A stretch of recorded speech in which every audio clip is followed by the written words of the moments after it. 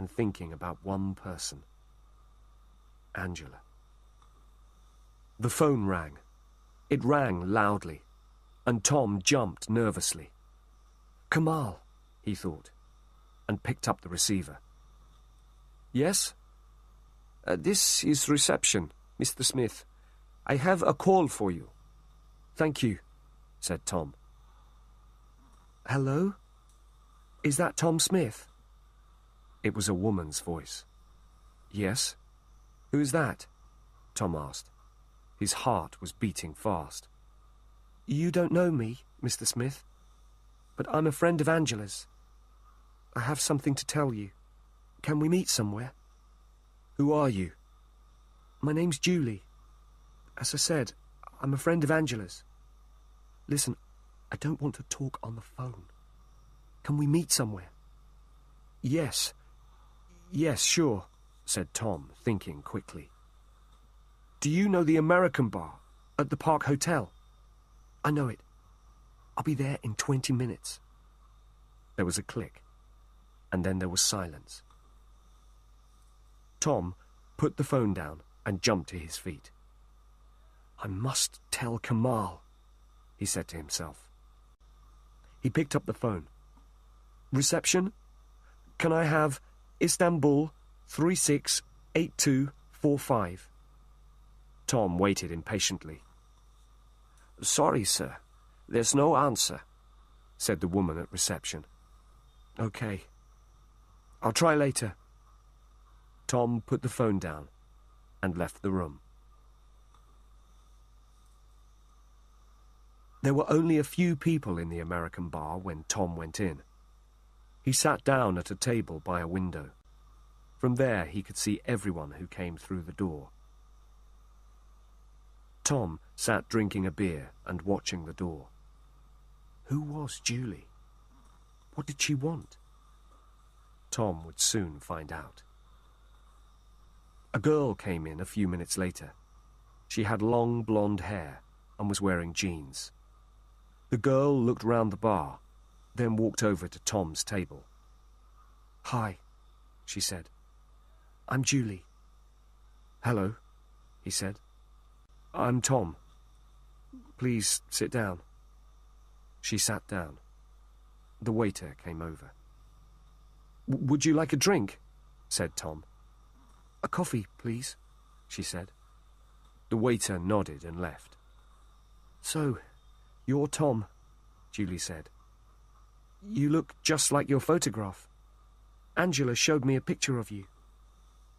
But how did you find me? Tom asked. I went to the British consulate today, Julie explained. I spoke to Mr. Pennington. He told me the name of your hotel. I knew you were coming to Istanbul, and I wanted to speak to you. She looked round nervously. Listen, Tom, she went on.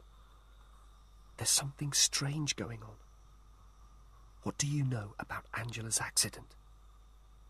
Only what the consulate told me today, said Tom.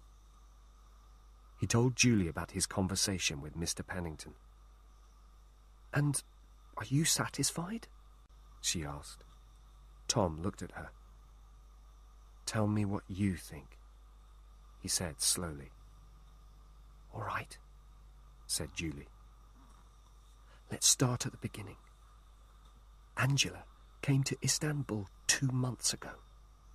I met her at a party soon after she arrived, and we became good friends. At the beginning, she was happy. She enjoyed her job. She liked working for her boss. Dernia? That's right. Everything was fine. I saw her quite often. We used to have lunch together and go sightseeing. And then, 2 weeks ago, something happened.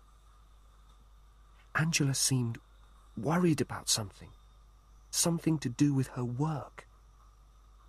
I asked her what was wrong, but she didn't want to talk about it. Then, one lunchtime, we were together in a restaurant, and suddenly Dernia came in. The moment she saw him, she became nervous. I I think she was afraid of him. Go on, Tom said. Well, I don't know anything else. She never told me what she was worried about. I saw her a few more times. And then she had the accident. She looked at Tom. But it is strange, isn't it? Julie went on. She was worried about something. Her job, or her boss, or something. But she wouldn't talk about it. And then she had an accident. She stopped. That's all, she said. That's what I wanted to tell you. Tom leant across the table. Shall I tell you something? He said quietly. Yesterday, on the way into Istanbul, I saw her. Julie stared at him. Where? She asked. I was in the airport bus, coming into the city. We were in Millet Street, near Aksaray.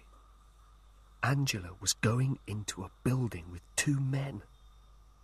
What do you mean, going into a building? Which building? Well, I don't know. There are a lot of offices in the building. I went there today. There was a dentist and a doctor. Doctor, said Julie. That's interesting. What do you mean? Angela had a virus 2 weeks ago. A bad attack. She was getting pills from a doctor. That explains it. She needed more pills or treatment. She was going to a doctor. Tom thought for a moment. So that's where she was going, he said. To the doctor's. Maybe I can go and ask the doctor a few questions. Julie looked worried. Be careful, Tom, she said. What do you mean? Just be careful, she repeated. Something strange is happening. It could be dangerous for you if you ask too many questions. Okay, said Tom. But I'm sure Angela is in this city somewhere. She's in trouble. The police and the consulate say she's dead, so they won't help. But I think she's alive. She's in Istanbul somewhere. And I'm not leaving until I find her.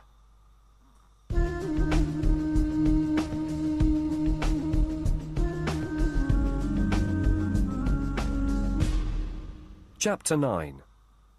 Goodbye, Mr. Dernier.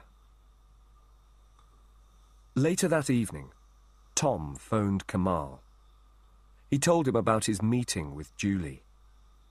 Kamal listened while Tom explained what had happened. Okay, he said when Tom had finished. Listen, I think I understand what's happening. Angela was working for Dernier, right? Yes. And then she was worried about something. Something at work, right? Yes. Okay. And then she had her accident. But it wasn't an accident. Tom, you know what I think? I think Angela is alive. She's here, somewhere in Istanbul. Dernier is holding her prisoner. What? Think about it, Tom. Angela was worried about something at work. We think it was something to do with Dernier and his export business. And now she has disappeared. But she isn't dead. There was no car accident. Dernier is holding her prisoner. I'm sure of it. But, began Tom, I don't... Listen, Tom, continued Kamal. What about the man in the Topkapi Palace today? The man who followed us? You know what I think, Tom? I think Dernier and his friends have been watching you since you arrived in Istanbul.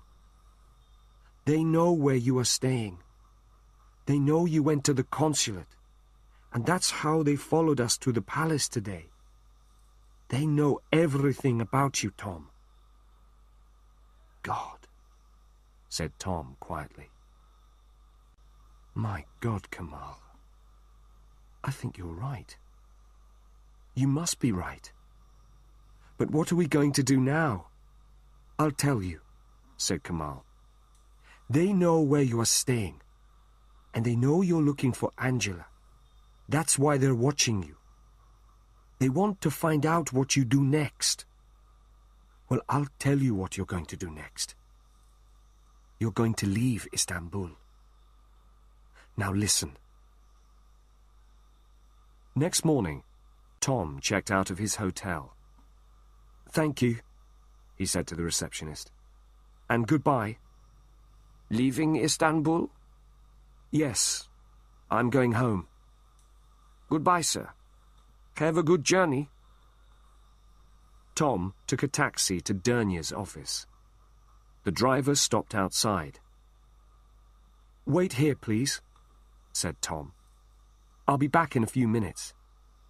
He went into the office. Good morning, he said to the secretary. Is Mr. Dernier here? I've come to say goodbye.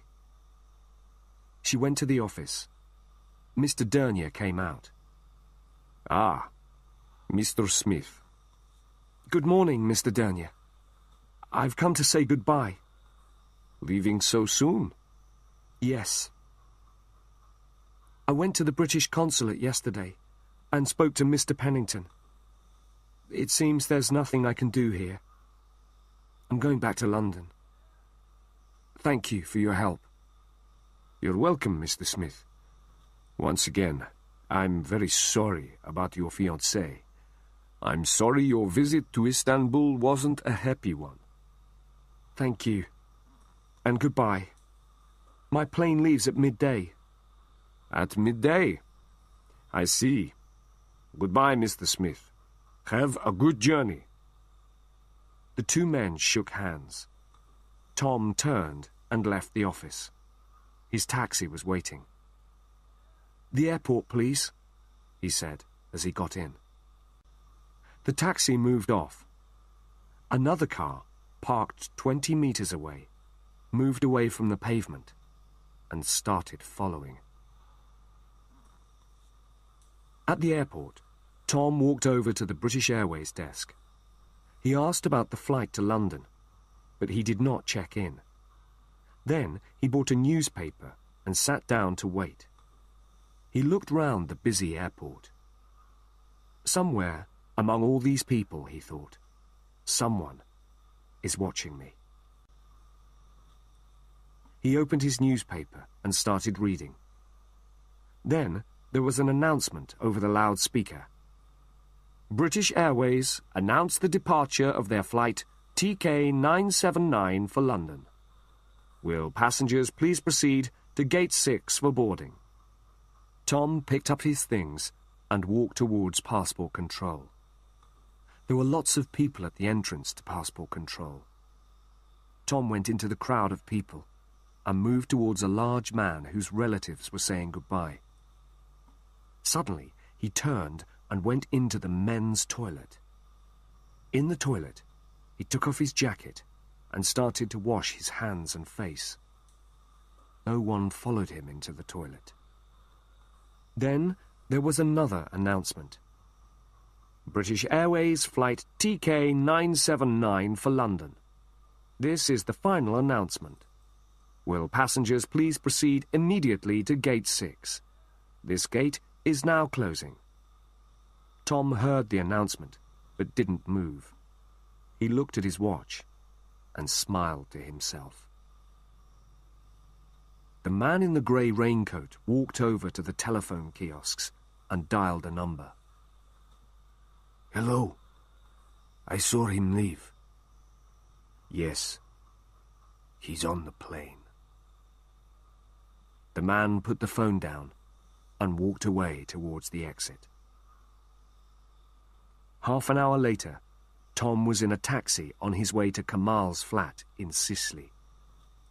Kamal opened the door.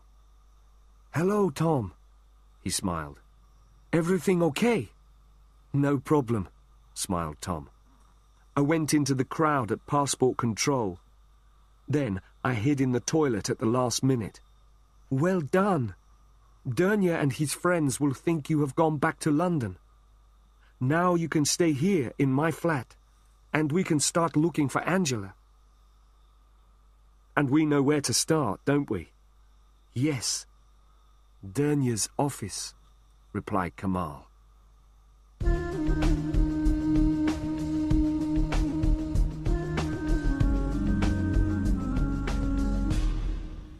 Chapter 10. An important discovery. Kamal and Tom had something to eat. Then they sat down and made their plans for the evening.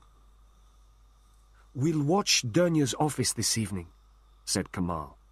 "When he comes out, we'll follow him. Then we'll find out where he lives." "Won't that be dangerous for me?" asked Tom. "He knows me, remember? What if he sees me?" Kamal smiled and stood up. "I've thought about that, and I've got just what you need. Look." Kamal opened a drawer. "Put this on," he said. "A wig?" said Tom. "And a false moustache, too. Go on, try them on." Tom put on the wig and moustache. He looked in the mirror. "No one will recognize me now," he laughed. "Not even my own mother." "Good," said Kamal. "And if you also wear dark glasses, you will be completely disguised." It was 7 o'clock, and the shops and small businesses in the quiet street were closing. Tom and Kamal sat in the car, waiting patiently. "He'll be leaving soon," said Tom. Further down the street, they could see the entrance to Dernier's office. They sat in silence, watching. Time passed slowly. 7:10. 7:15. Then, suddenly, "There he is," whispered Tom. "That's him." Dernier came out of his office and locked the door carefully behind him. He looked along the street, then walked over to a grey Mercedes car and got in. The Mercedes moved away from the pavement and drove along the street. It turned right onto the main road. "Let's go," said Kamal, and drove down the street. They turned right, following the Mercedes. The main road was busy, and they drove along in the traffic. "There it is," said Kamal. "About 50 meters away, in front of that taxi." "Careful," said Tom. "Don't drive too close. Stay behind the taxi." They drove along the main road, watching the Mercedes. "He's turning left." "Okay." Tom and Kamal followed. They were now driving along the wide street beside the sea. For 20 minutes they drove towards the suburbs of the city. Now they were outside the city centre, and the traffic was moving faster. The Mercedes turned off the main road. "Slow down," said Tom. "You're too near." They slowed down until the Mercedes had turned the corner, then drove faster. When they turned the corner, the road was empty. "Damn!" said Kamal, and drove faster. They crossed another side street, and looked quickly right and left. "Left!" said Tom. "There he is!" They turned and drove along a quiet street of private villas. This was the most dangerous part, because there was not much traffic. If Dernier looked round now, he would see that someone was following him. "He's stopping," said Kamal, as he saw the Mercedes brake lights going on. Kamal drove slowly. The Mercedes was now 50 meters in front of them.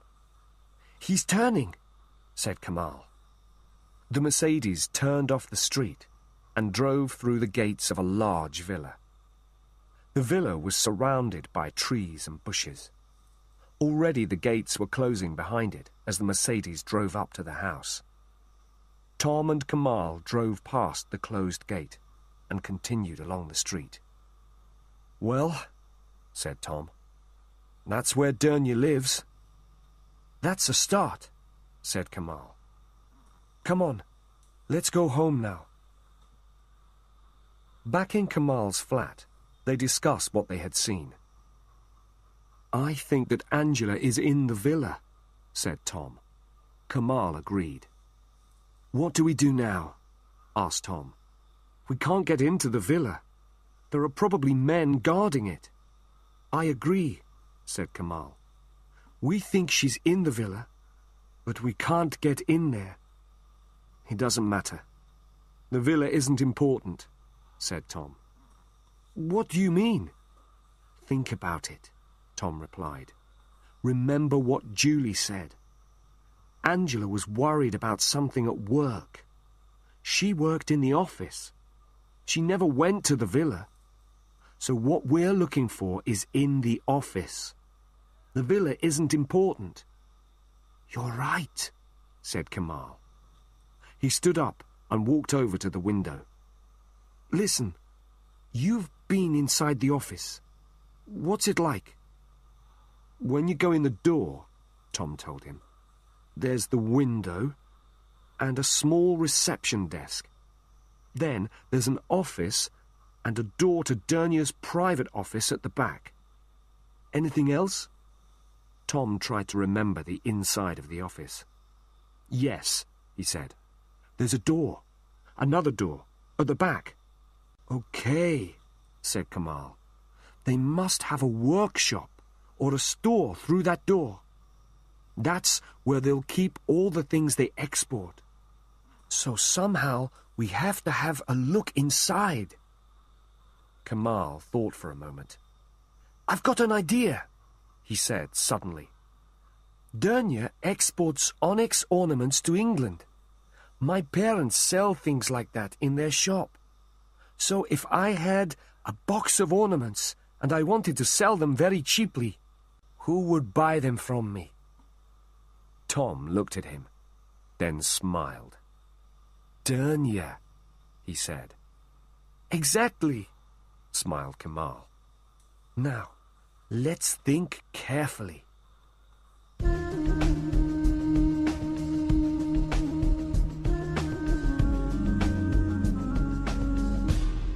Chapter 11. A Clever Trick. Ibrahim Dernier was alone in his private office. He was working at his desk, finishing some paperwork. He always did his paperwork alone before going home. He looked at his watch. Another 10 minutes. Then he would be finished. There was a knock at the door. Dernier looked up from his papers. He didn't move. There was another knock, louder this time. He put the papers in his desk and locked it. Then he got up and went out into the office. He could see a man outside, standing in the doorway. "We're closed," he said through the glass door. "Come back tomorrow." "I'm sorry," said the man. "It's urgent. Please?" Dernier was annoyed. He unlocked the door and opened it. "We're closed. Can't you see?" "I'm very sorry to bother you," said Kamal. "But I was hoping to find someone here. I have a problem. You see, I need some money, quickly. I must have it tomorrow morning, early. It's for... Well, it doesn't matter why I need the money. That's my problem. But I have some onyx ornaments to sell, and I heard you would be interested." He held out a beautiful onyx ashtray. "Would you be interested in buying 50 of these?" Dernier took the ashtray and looked at it carefully. Kamal could see he was interested. "Very good quality," said Kamal. 50, did you say?" That's right. They are in the car, outside. How much do you want? Dernier asked. 15,000 lira for 50, said Kamal. That's too much, said Dernier. I'll give you 5,000. Please, I need the money urgently, said Kamal. Then you will accept 5,000, said Dernier. Kamal looked disappointed. All right, he said. You can have them for 6,000 lira. They're in a big box in the car. Could you help me carry them? They're very heavy. Dernier went with him to the car. Together they carried the box into the office. This is really very kind of you, said Kamal. They are heavy. They carried the box to the back of the office. Kamal looked quickly at the door. Have you got a store somewhere? He asked. I'm sure you don't want the box in your office. Dernier thought for a moment. He looked at the large box in his small office and said, "One moment." He took a key from his pocket and unlocked the door. They picked up the box and carried it through into the workshop. It was a long, wide room, with windows on one side. There were a lot of articles in the room. Onyx tables, lamps, ornaments, brass and leather articles. On a workbench, there were rows of tools and cutting equipment. "This is fine," said Dernier. "Put it down here." They put down the box. Dernier took out his wallet. 6,000 lira, he said. At that moment, the telephone in his office rang. Dernier looked annoyed. "Excuse me one moment," he said to Kamal. He went back to his private office. Kamal looked at his watch and smiled as Dernier disappeared through the door. Quickly he looked round the workshop. There was a door at the other end. He looked out of the windows. Outside, there was a small courtyard, and at one end of the courtyard, a wall, 2 meters high. On the workbench, at the end of the workshop, there were several onyx table lamps. Kamal looked quickly at them. They had been cut in half with a cutting instrument. The inside had been removed. Kamal looked closely. Suddenly, Kamal heard Dernier say goodbye. He turned quickly away from the workbench. "Sorry to keep you waiting," Dernier said as he came back in. "Not at all," said Kamal. "I can see you're a very busy man." Dernier counted out 6,000 lira. "Thank you," said Kamal. "I really need this money. Well, I won't take any more of your time." Dernier walked with him to the door into the street. "Thanks again," said Kamal. "Good night." "Good night," said Dernier, and closed the door. Kamal went back to his car and drove home. Tom was waiting for him. "Did it work?" he asked as Kamal came into the apartment. "Perfectly," smiled Kamal. "My brother phoned just at the right moment, when we were in the workshop. Dernier believed my story, too. And he gave me a very low price for the onyx." "What did you see in the workshop?" Kamal looked serious. "Well, not very much, I'm afraid. It's just a workshop, or a store. There were lots of onyx and leather articles, brass and tools. And there were some onyx lamps being repaired, I think. But there's a courtyard outside, and another building opposite. I'm sure that it belongs to Dernier. And more important, there's a wall at one end of the courtyard, which isn't too high. Meaning? Meaning that it wouldn't be too difficult to climb over it."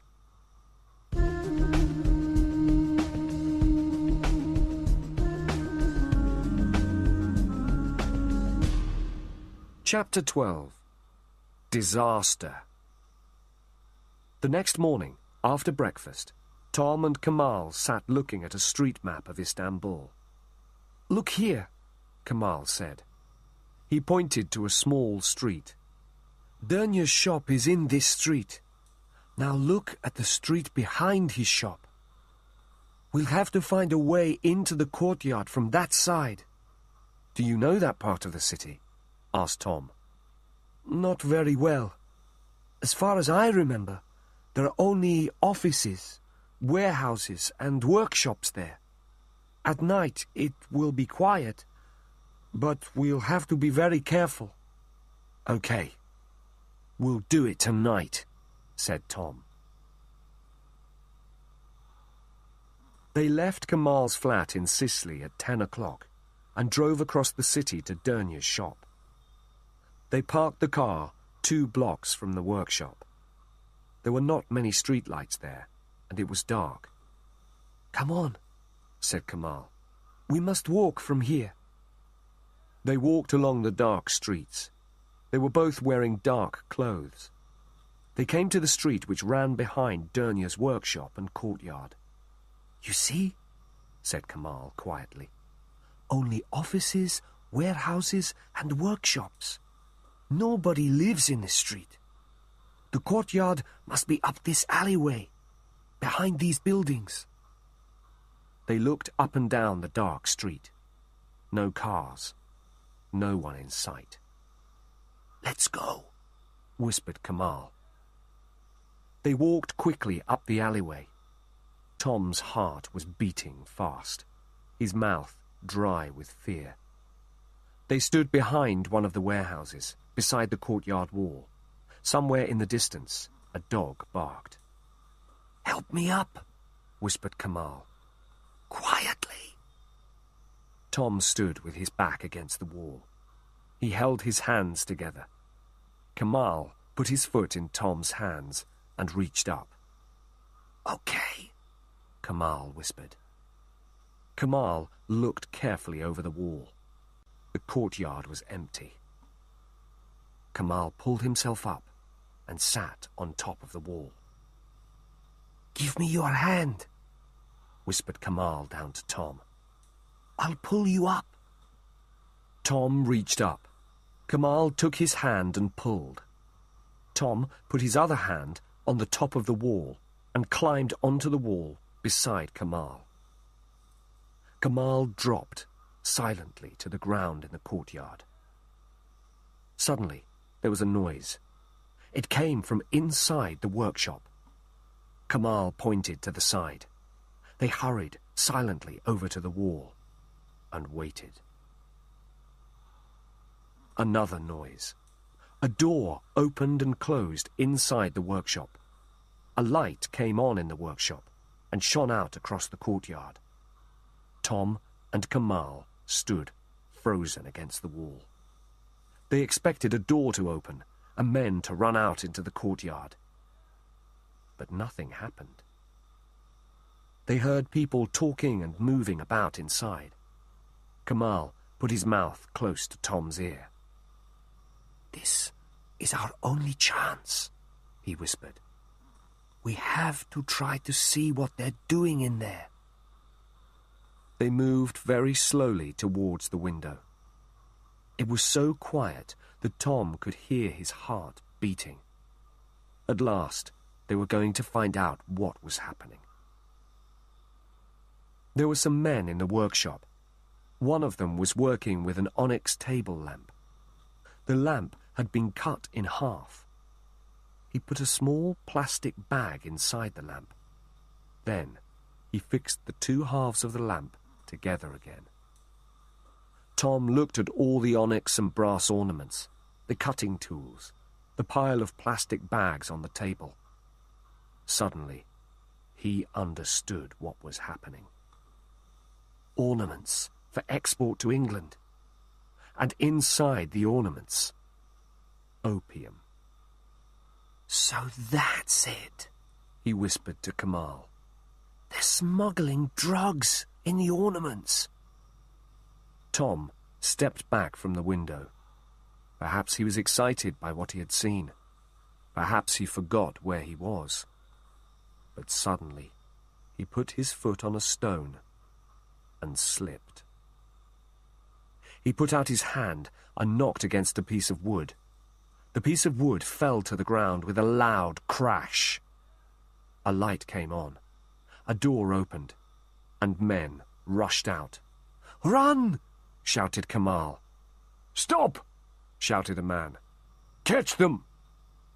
Seconds later, Tom and Kamal were at the wall. They jumped, but Tom was too slow. One of the men caught his legs and pulled him to the ground. Kamal turned to help Tom. Then it was too late. The other men jumped up and pulled him back into the courtyard. A few seconds later, it was all over. Tom and Kamal were prisoners.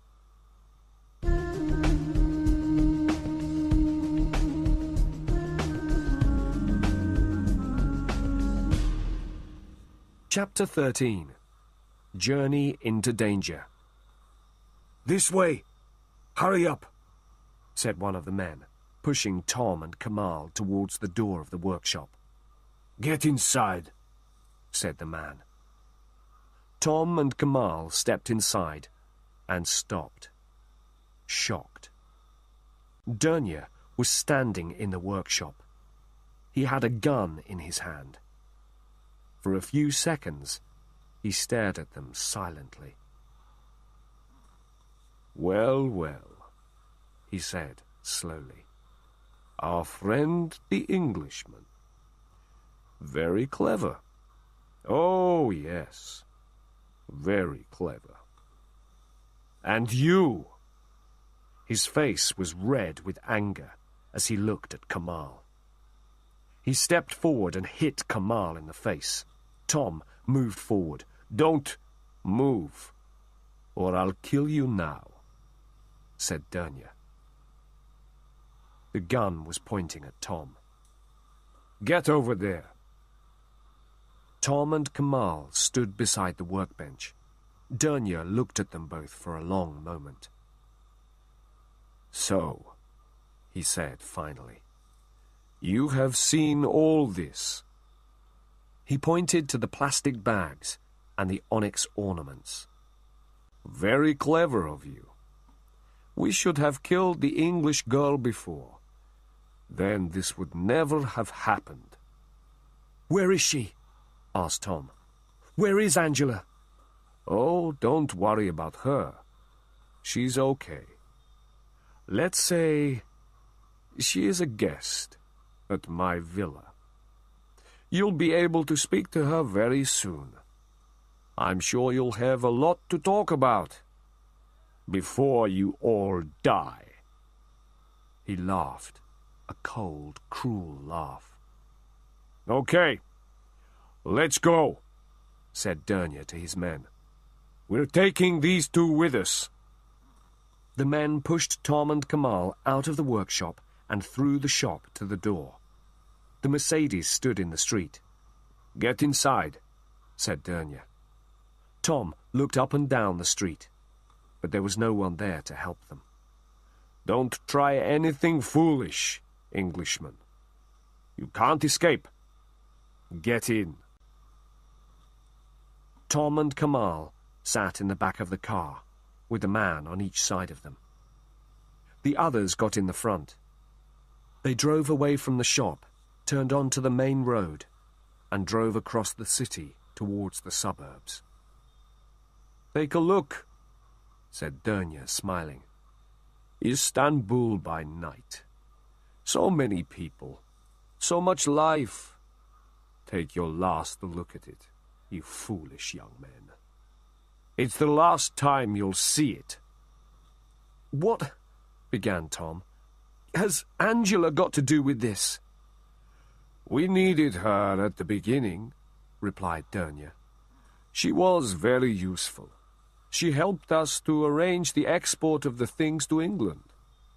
She didn't know anything about our other business. But one day, she left something in the office, and came back for it in the evening. Most unfortunate for her. She saw what we were doing. After that, I could not let her go. "Where is she?" asked Tom urgently. "Ah, I'm not a cruel man," replied Dernier. "I did not kill her. I have kept her in my villa." "That's because you didn't know what to do," said Tom. "Exactly. But we have no choice now. You know too much about us." "What about the drugs when they arrive in Europe?" asked Tom. "That's easy," replied Dernier. "We have friends in England. The goods are delivered to dealers in England, and our friends buy them. Your fiancée helped us a lot. I shall soon be rich. Very rich." The Mercedes turned off the main road and drove along the small street towards Dernier's villa. The car drove in through the gates of the villa, up to the house. It stopped near the front door. It was a big villa with 3 floors. There were steps leading up to the front door. "Out," said Dernier. They got out of the car. There was one small light above the front door of the villa. The rest of the house was in complete darkness. Tom looked around. He was looking for a way to escape. Dernier saw him. "If you try to escape, I'll shoot you," he said. "Now get inside." They started walking up the steps to the front door. "Stop!" shouted a voice. Suddenly, a blinding light came on. The garden of the villa was full of men running towards them. For a second, Dernier stood frozen on the steps, shocked. Then he ran towards the door. It opened suddenly, and 2 men jumped out. They had guns pointing at Dernier. "Stop! This is the police! Stop, or we'll shoot!" Dernier dropped his gun and slowly put his hands above his head. His men did the same. "The police!" Kamal said. "We're safe!" At that moment, the door of the villa opened, and a girl ran out. "Tom!" she shouted. "Tom!" Tom turned round quickly. "Angela!" For a long time they stood, unable to speak, holding each other. "Oh, Tom," said Angela. "You're here at last." He looked into her eyes. "Angela, my love," he whispered. "Are you all right?" "Oh, yes, I'm all right. I'm fine. The police came here to the villa about an hour ago. We knew you were coming. The police were following you. Oh, Tom, I was so worried that Dernier would kill you." She put her arms round him again. "Oh," said Tom suddenly. "Angela, my love, I want you to meet a very good friend of mine." He turned and smiled at Kamal. "Angela, this is Kamal." "Hello, Kamal. Nice to meet you," said Angela. "Hello," he said. "I've never met you before, but I feel I know you very well." They laughed. "Kamal has been wonderful," said Tom. "Without his help, we wouldn't be here now." "Oh, I only helped you a little," said Kamal. "A little?" said Tom. They watched as Dernier and his men were taken to a police car. "How did the police know what was happening?" asked Tom. At that moment, a car drove up to the villa. A man got out of the car and walked towards them. He smiled. "Hello, Mr. Smith," he said. "We meet again." "Mr. Pennington," smiled Tom.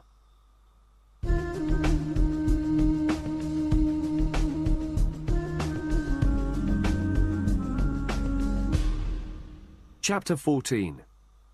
Time for a holiday. Later that night, Tom, Kamal and Angela were relaxing. They were sitting in Mr. Pennington's flat in the consulate building. David Pennington was telling them what had happened. "Julie came to see me here at the consulate," he explained. "She told me about her conversation with Tom. Then I was convinced that Tom's story was true. I contacted the Turkish police again. After that, I tried to contact you, Tom, but you had left your hotel. We thought you'd gone back to England." "No," smiled Tom. He looked at Angela. "I had some urgent business here in Istanbul." They all laughed. "How did they treat you in the villa?" asked Tom. "They treated me very well," replied Angela.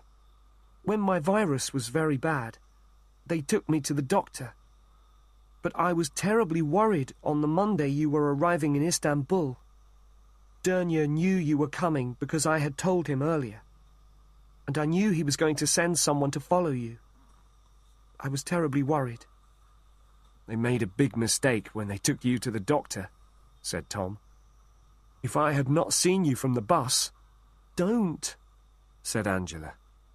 "Don't even think about it." "What about the car accident?" said Kamal.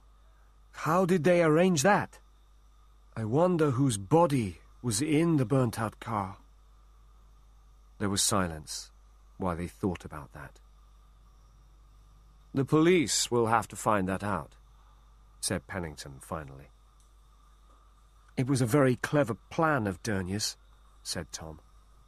"Very clever." "Yes," agreed Pennington. "And drug smugglers like Dernier can make millions of pounds." "Well, it's over now," said Angela. She turned to Tom. "Do you remember the letter I wrote to you, Tom? I said that life here in Istanbul is very interesting. I was right, wasn't I?" They all laughed. "Yes," said Tom. "A little bit too interesting for me. After all this, do you know what I want?" "What?" "I want a really dull, uninteresting holiday in Istanbul."